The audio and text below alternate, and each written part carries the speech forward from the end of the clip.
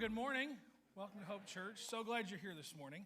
And if we've never met, my name's Geoff, and I'm one of the pastors here. We're so glad you're here this morning. Happy Thanksgiving to everybody. Hopefully you had a great Thanksgiving this last week. And I want to say especially happy Thanksgiving to all of our friends down there in the North Campus. Down there in the North Campus. I guess it's up there, right? Up there. We didn't travel, so my directions are all off this morning. So welcome to everybody at North Campus in Ossia and everybody over there in the FLC and the gym. We're so glad we get to be one church in multiple locations today. And this morning, I thought it'd be great, since I don't know if you know this, but it's actually National Youth Pastor Preaching Sunday, so you're welcome. You know what I'm saying? Oh, there's that. That wasn't planned, but the check's in the mail. So glad we get to journey together this morning. And I thought it'd be helpful for us to kind of get a grasp of some things that you may not know and some things you may know as we head in through this like holiday season. So we're gonna play a little game. Can we play a little game together? Can we do that together? It's National Youth Pastor Preaching Sunday. I'm gonna do what I want. So I'm just kidding. All right, I'm gonna put some things on the screen, and you're gonna try and guess what it is, right? And don't worry, this isn't all skate. Everybody can play, okay? Here's the first one. What game system is this? Tell the person next to you if you know. Don't shout it out. That's kind of rude because we're all playing together, okay? So you got to figure it out. Anybody know? Anybody know? It's a Nintendo Switch right here, right? Nintendo Switch, and all the people who are in older generations are like, what? I said that kindly. Next one. Who's this celebrity? Who's this celebrity? You got 3 seconds. 3, 2, 1. Answer? Shawn Mendes. Anybody get it? Anybody older than 40 get it? Anybody older than... Okay. All right, last one. Here we go. Not the last one. It's the third one. What show is this actress from? Some of you are like, I can't see that, right? I heard it. Answer is Stranger Things, right? Okay. All right, let's keep going. Here we go.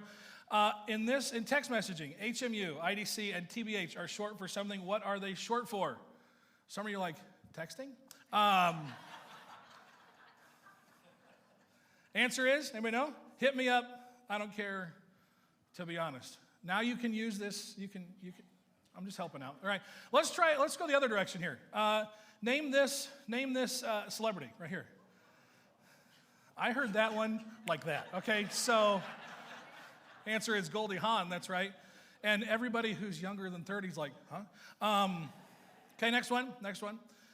What was this television show?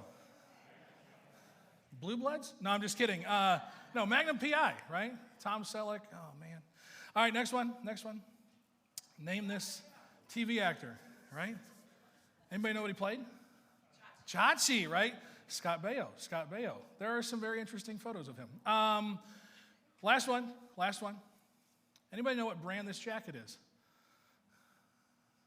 Everybody's like, I can't see it really good. You know what I'm saying? Okay, I want you to know, my high school senior intern was like, I know what that is. Don't tell me. And I told him, because it's members only, right? And some of you are like, I don't even know what that is. It's okay. We're obviously not members. So, no, I bring those up because Pastor Mark asked me to talk about the next generation. And oftentimes when we talk about the next generation, or someone comes to me and we're talking about the next generation, the question that often comes up, and maybe the question that you come with is this one, which is, what does the next generation need? What does the next generation need?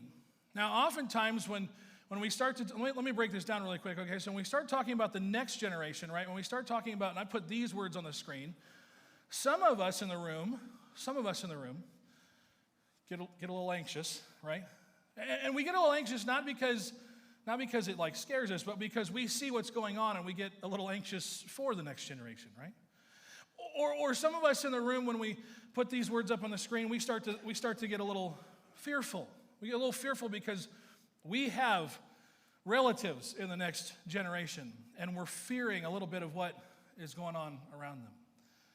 And maybe some of us, when we put these words on the screen and we start to talk about the next generation, we start to get a little, maybe even a little annoyed, a little frustrated, because you have one in the house, and last week was not fun, right? We get it, right? We get it. But maybe some of us in the room this morning, when we put the word the next generation and the words the next generation up on the screen, we actually get a little excited, right? Maybe some of us are a little even hopeful. And maybe some of us are even a little, like me, inspired by the next generation. And I bring the tension in right now, only because I think sometimes when we start to think about the next generation, when we start to think about how generations work together, we often find ourselves operating inside of stereotypes. We often find ourselves operating inside of stereotypes. This is why I play the game, right? Because the stereotype is that the older folks in the room don't know the first four, and the younger folks in the room don't know the second four, right? That's the stereotype, right? And there's plenty of youth ministry games called Hello Boomer, and that's okay. And then of course we can make fun of Gen Z all we want, right? But oftentimes when we operate inside of those stereotypes, that's what we do, and all it typically does is separate us, right? Well, if they knew how we used to do it, right? And then the younger folks are like, well, if they would just listen. And what happens is we begin to operate inside of stereotypes, and we just keep on pushing each other away. This morning, I don't want to talk in stereotypes. I want to work with you on real people. I want to work with you. I want to show you what it looks like to be in the nursery and to have a bunch of kids who are simply looking for somewhere safe to be. I want you to know that there's a bunch of preschoolers who are in our midst who are trying to just understand this idea about who God is and who they are and how they're created, right? That there's a whole bunch of elementary students that come around, and there's a whole bunch of elementary students that come around. I'm a youth pastor on purpose, okay? So, right, they're just trying to know that they can trust God, that they can trust who He is, and that He has a plan for their life.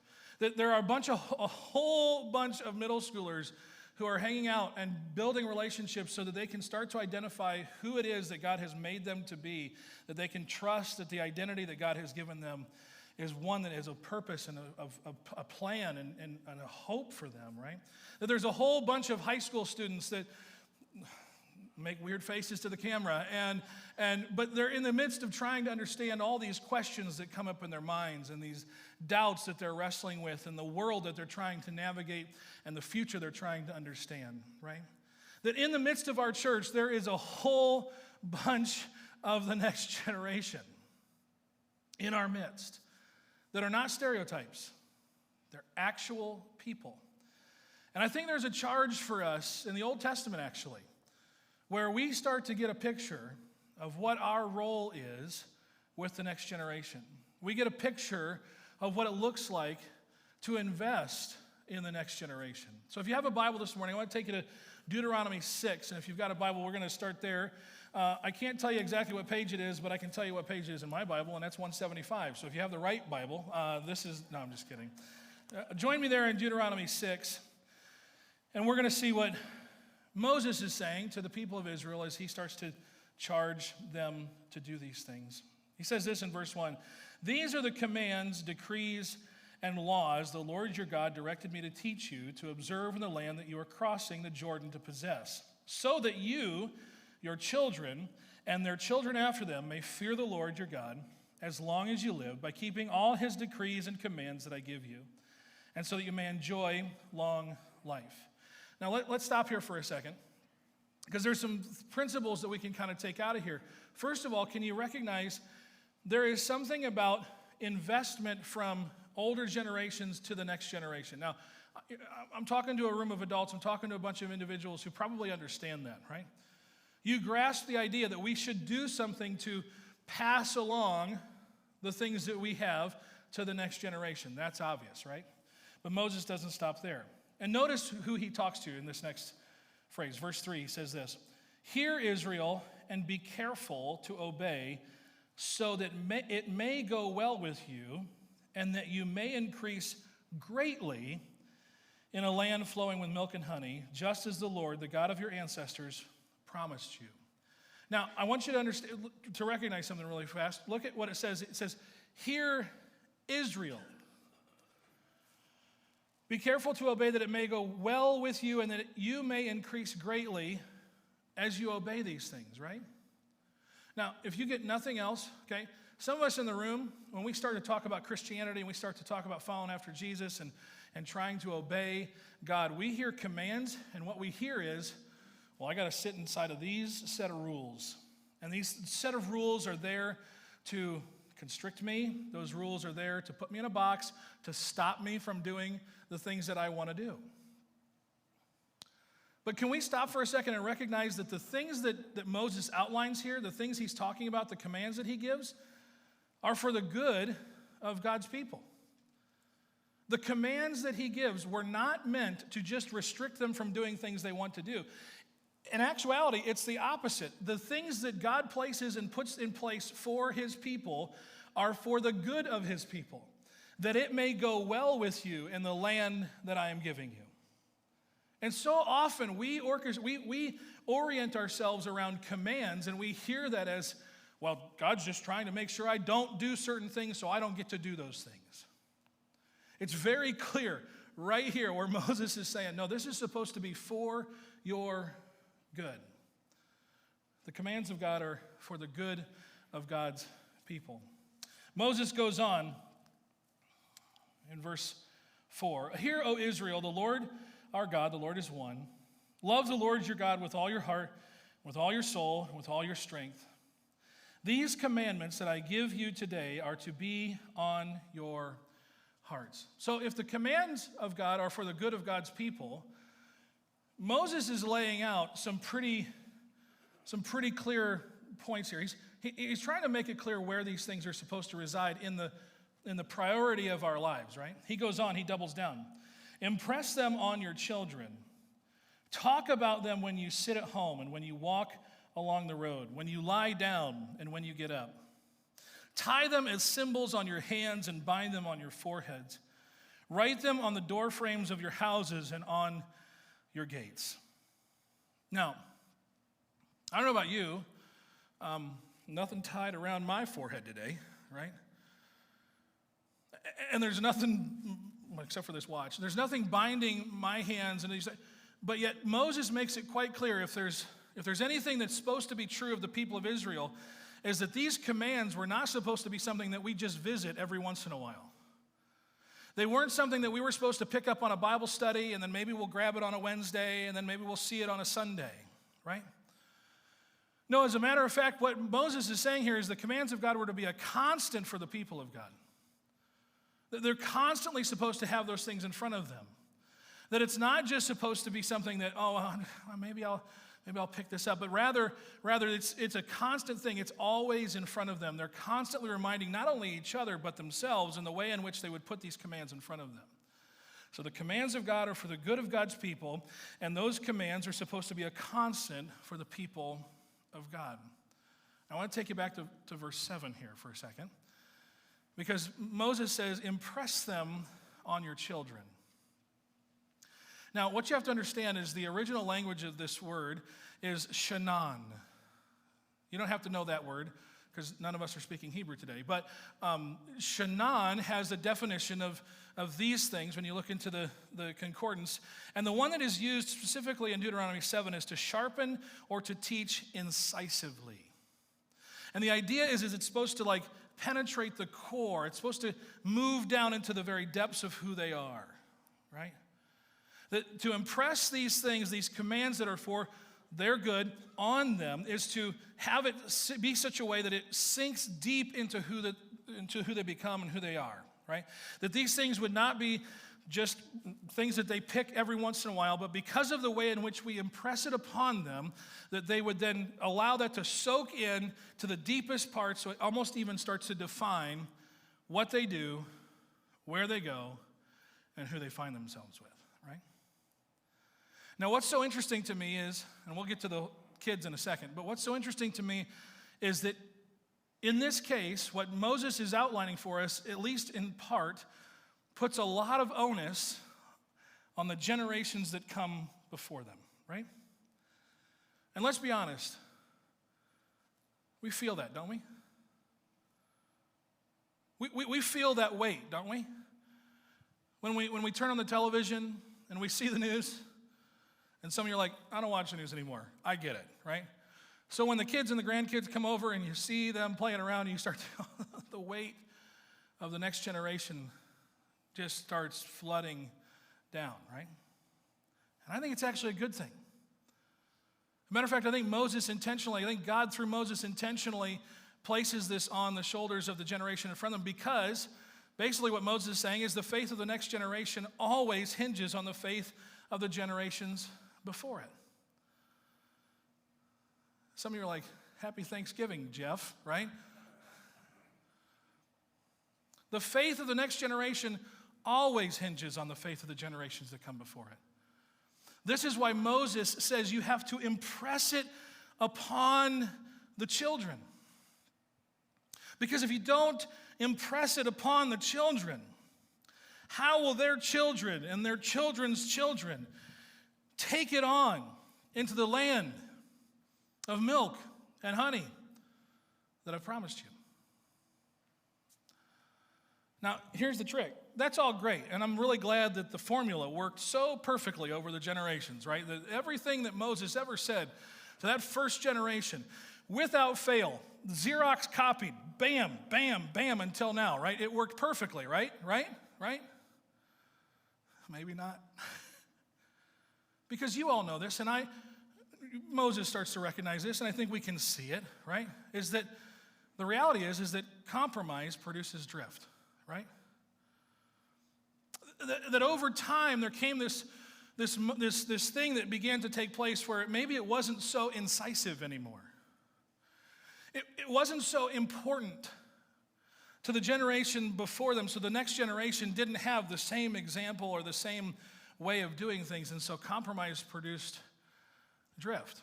To the point now where we even have students now we're getting into some of the nitty-gritty. Like now, I'm working with high school students now, not just seniors going into college, not college students going into their adulthood. I have high school students. We have high school students who are asking real questions that matter, questions like this. Is faith actually worth it for my good? Because students today aren't necessarily looking for just the right answer. We'll talk about that in a little bit. Students today are asking the question, is this faith, this thing that I see portrayed out in front of me, is it worth it for my good? Are the commands of God actually for my good? And not just because some pastor said it on Sunday or Wednesday or whenever, and not just because we went to church on certain Sundays of the year or whatever it is, but am I watching an example in front of me that suggests to me that faith is worth it for my good? See, I think sometimes when our kids and our grandkids and the kids that are around us start asking these questions, we start to think that they're kind of asking this question out of an antagonistic mindset, right? Or maybe that because they're antagonistic about it, that we get to the point where we start to think, well, they're just moving to this more atheistic perspective, right? And so we get this view of the next generation that they're being antagonistic, they're just doing it to spite us, right? Or in the midst of that, if they're not just doing it to spite us, they're moving to a more atheistic perspective on the world. And the fact is I want to use a different word. They're actually apatheistic. And here's what we mean by that. So I didn't come up with this phrase. A smarter guy than me up in Minnesota did. Most people are smarter than me, so that works. Not hard to find. Instead of getting frustrated, instead of looking at the heavens and getting frustrated, Terry Parkman would say it like this. They, students, aren't angrily shaking their fist at the heavens going, "Argh!" They just don't think looking up is that important. It's not so much that they're mad. It's just that they just don't know if it's even worth it. Is this God that you talk about, that you pray to and you say that you want to follow, is it worth it to me? The statistics bear out as well. If you look at, there was a poll of 10,000 Gen Z students across all kinds of backgrounds, faith and otherwise, and it came out to say that 71% of Gen Z say they are religious in some capacity. Now, realize really quick, this number does not come from 10,000 Christian kids. This comes from 10,000 Gen Z students, right? And they would say that they are religious to some degree. 71%. I don't know about you, but I've heard the 50% of them who are leaving the church. I've heard the 80% that are going away from their faith. But 71% of Gen Zers describe themselves as being somewhat religious, or in some capacity religious. The same study found this number, that 78% of Gen Zers say they are spiritual. Now, again, simple, not super smart guy. But when I read this and I read the interpretation of what the researchers are saying, to some degree, at some capacity, the next gen is looking for something. That there is a desire deep inside of them that is longing for an experience outside of themselves. That to some degree, 78% of them want something that matters. And so this is what we can say, that the next generation needs to see a faith that matters in the lives of the generation before them. They're looking for it. They're not just, so some of them go to Google, some of them go to YouTube to try and find it. But guess what? They're looking at us. They're looking at us and they're saying, where's it? I want a faith that matters. Not just I do good when the right people are looking, or just I go at the right times, or I just do enough stuff, or whatever the things are. They're looking for a faith that matters. One of the things I love about our church, I've been here for 10 years. Some of you are like, just 10 years? Thanks a lot. Thanks for not laughing too loud. I appreciate that. It's helpful, right? But I've been here for 10 years, and one of the things that I love about our church is that any time, without fail, that we would come to the church and say, here's the thing we're going to do to try and get students and kids to camp, or here's the thing we're going to try and do to invest in the next generation. We need a bigger building so we can invest in more kids. Without fail, this church constantly comes through. This church, I'm so proud of you. I'm so proud to be a part of us. I'm so proud that I get the privilege to be a part of us in the capacity that I get to be.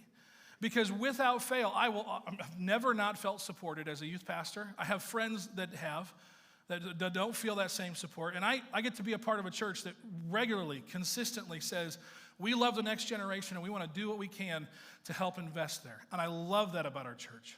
I love that about our church. I want to take us to the next level this morning. Can we do that? Because I want to say this. I want to put this in front of you. A faith that matters is revealed by living a life that actually requires faith, and it's time for us to step into that. It's time for us to move into that kind of life. I think we've been challenged over the many months, over the last few months, the last couple of years, by Pastor Mark, by the different people who've come and communicated. We have stepped into that. We're being challenged in that direction.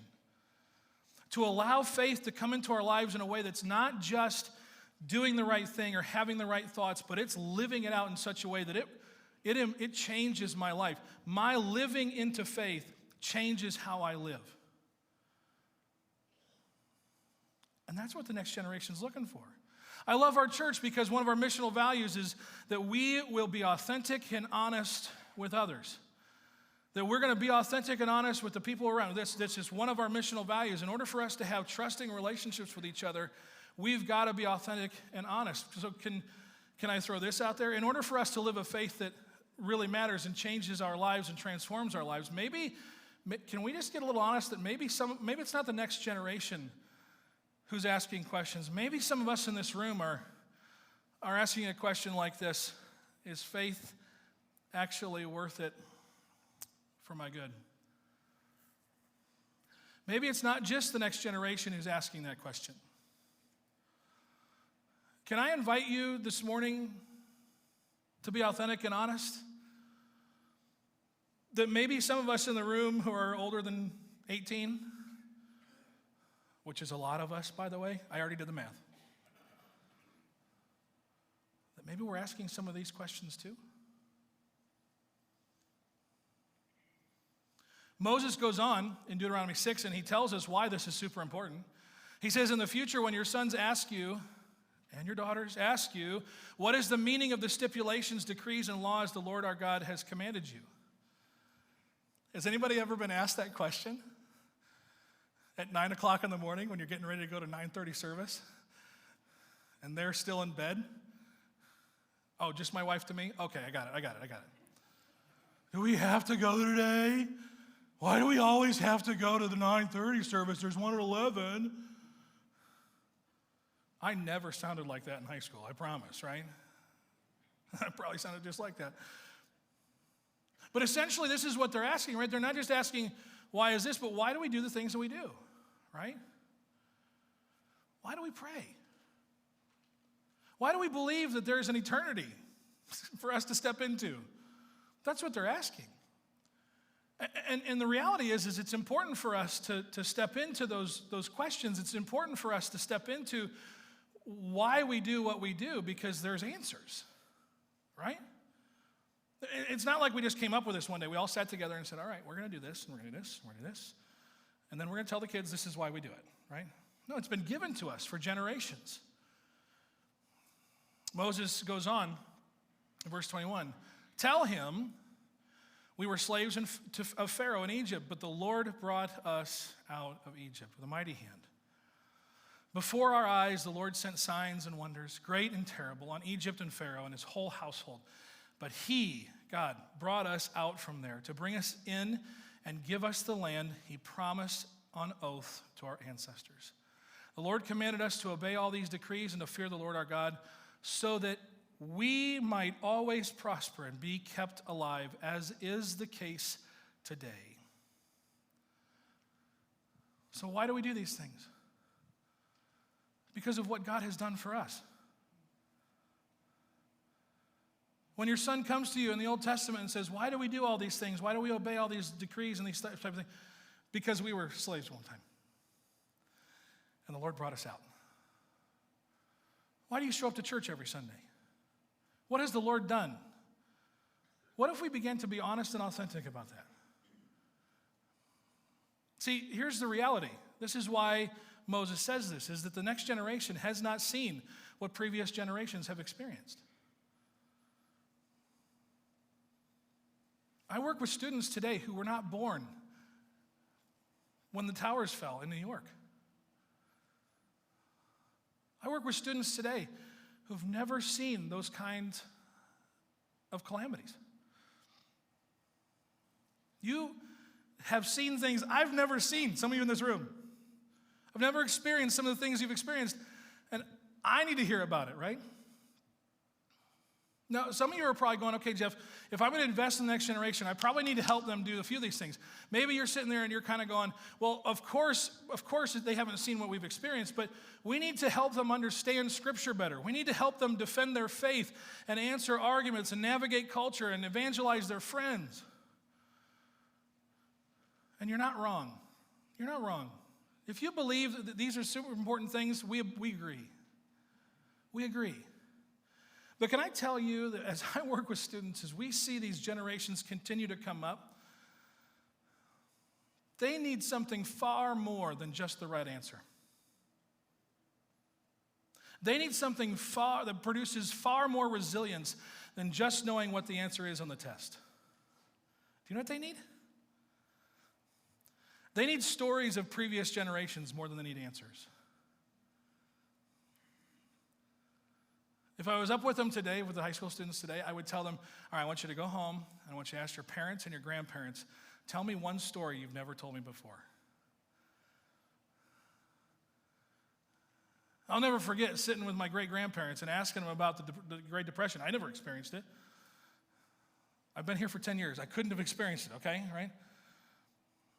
And he would tell me stories and stories about how they did this and they did this. And I was like, it doesn't even compute, right?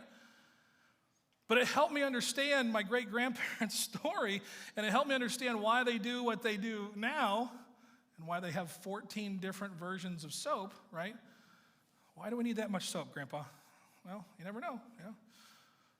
I got a pretty good idea, right? They need stories more than they need the answers. Because it's through the stories of actual faith that leads to your good, that they know why the answers are legit. There was a study done to talk about how to build the relationship between generations and how to build trust in the midst of generations. And this is what some of the findings were. 83% of young people are more likely to take advice from someone they know cares about them. How are they going to know they care about you? Share your story, right? In this same poll, they asked these students, okay, what are the most important qualities to building trust? And this is the top 3: integrity, listening, and transparency. Do you notice what's not on this list? Competency, knowledge, expertise. Those were the bottom 3. The top 3 in building trust with 13 to 25-year-olds is integrity, listening, and transparency. One of the things I love about our church is our missional values. I already told you that, being authentic and honest. But one of the other missional values that we're working to embrace is that we will work hard and get messy. We will work hard and get messy. How easy? Does anybody want to come up here? I'll give you the microphone. You can start sharing your story right now. Anybody? Hands? I see that hand. I see that hand. I'm just kidding. There's no hands, are there? Because that's hard, right? That's hard. To say, I got scars here, and I got hit right here. That's hard. And it gets a little messy, right? Because it doesn't fit perfectly into the little box that we've decided is the perfect box we want to give them, right? Oh, Jeff, I'll give them the gift of my story as long as it doesn't include this part and this part and this part, right? And that gets messy. Interestingly enough, recently there's been a study that's come out. I don't know why I'm all about studies today, but here you go. There was a study that came out about the way in which we hear our parents' voices. Watch this. From birth to age 12, the mother's voice in a kid is the most dominant, like it causes the most brain activity in response to her voice, right? That the parent's voice, the familiar parental voice, is the one that causes the most brain activity. But the time that they get to age 13, that starts to flip. It isn't that the mother's voice goes away, the importance of the mother's voice goes away, but unfamiliar adult voices begin to take precedence. They begin to become more active, like it causes more activity in the brain when they get to age 13 and then beyond. This is why parents and grandparents, when your son got to age 13, they didn't think you were the smartest person in the world anymore, right?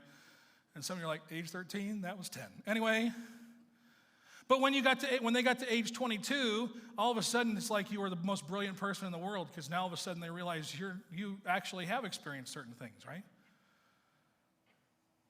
So there's almost like a biology here to what it takes to invest in the next generation. And here's what I want to tell you. This isn't just on parents.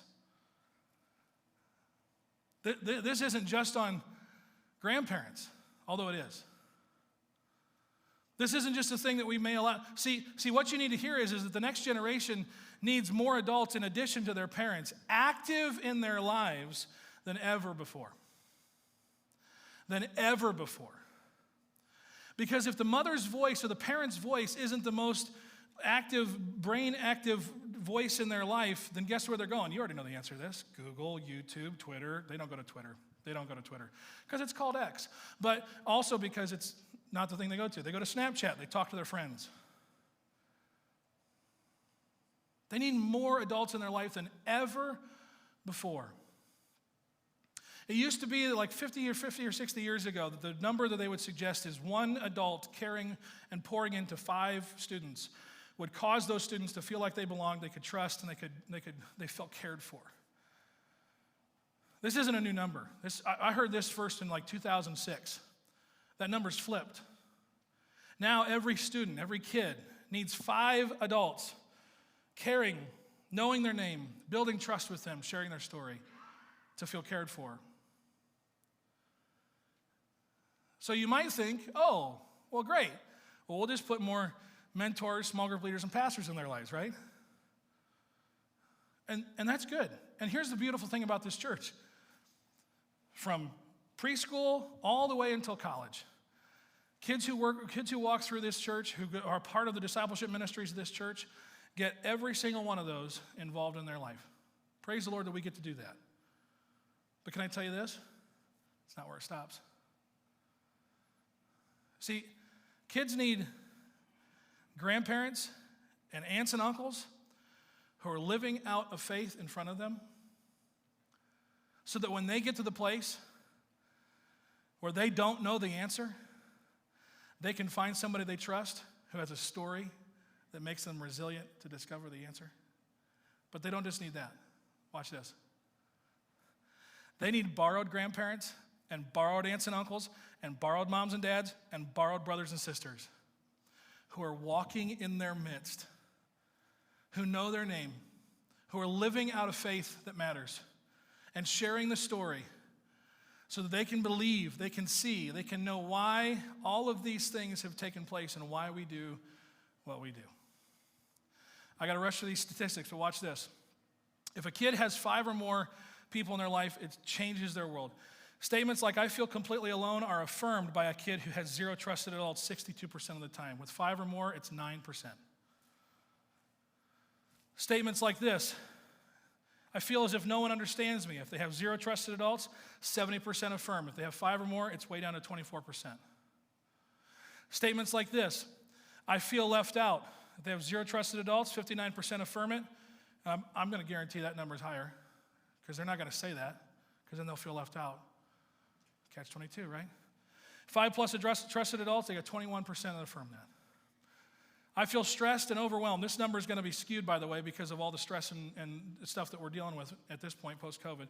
0 trusted adults, 73% affirm. 5+ trusted adults, 39% affirm. What does the next generation need?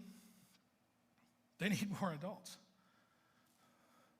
They need the previous generation to need Jesus alone, too. We get really excited about those videos from camp, right? We get really excited about seeing kids gather together and diving in. And we want them to want Jesus. I'd make the argument they need you and me to want Jesus just as much as we want it for them, for us too.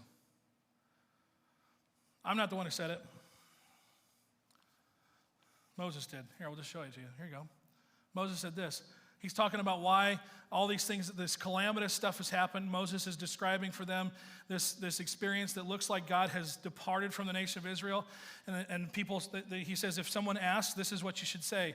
It's because this people abandoned the covenant of the Lord, the God of their ancestors, the covenant he made with them when he brought them out of Egypt. They went off and worshiped other gods and bowed down to them, gods they did not know, gods he had not given them. Okay, can I meddle a little bit? We pastor a little bit here? If we're going to have a faith if we're going to live a life that requires faith, if we're going to live that life, then we can't do what they did. See, okay, let's go back to that. A faith that matters is revealed by living a life that actually requires faith. So you've heard the phrase before, right? the phrase of, okay, why don't you put your money where your mouth is, right? I think that our church has done a lot of that. But Jesus would tell you, where your money is, there your heart is also, right? So can I ask this question? Maybe it's time to start to recognize that our heart is where our money has gone. Here's what I mean by that. The next generation needs a generation that comes before them and needs Jesus too. What else do you need with Jesus? In your life, is it Jesus and Jesus alone? Or is it Jesus and there's something else too? Is it Jesus and Jesus alone? Or is it Jesus and my financial security as well? Is it Jesus and Jesus alone? Or Jesus and making sure my kids think that I'm okay? Is it Jesus and Jesus alone? Or is it Jesus and making sure that the questions I have never come out of my mouth? Because if someone knew that I had those questions. If it's Jesus and Jesus alone, and we're sharing that story, and we're telling the next generation about that kind of faith, and everything that I do orients myself around that, not being affirmed by the rest of the world, not making sure that the friends that I have get to do the things that there's so many things. Come on, I don't even have to list them out. I could. I don't have time for it now. Like the things that we place with Jesus that we have to have. Is it Jesus and Jesus alone? Because the next generation is looking at us and going, it looks like it's Jesus and a whole bunch of other stuff. And the faith of the next generation hinges on us saying it's Jesus and Jesus alone. So this Thanksgiving, may it become, if it's not right now, and if it is, praise the Lord, that your life is so focused on Jesus and Jesus alone that nothing else matters, and telling that story is worth telling because your faith is a faith that matters. Let me pray for you. Father in heaven, thank you that because of the work of your Son on the cross, defying death,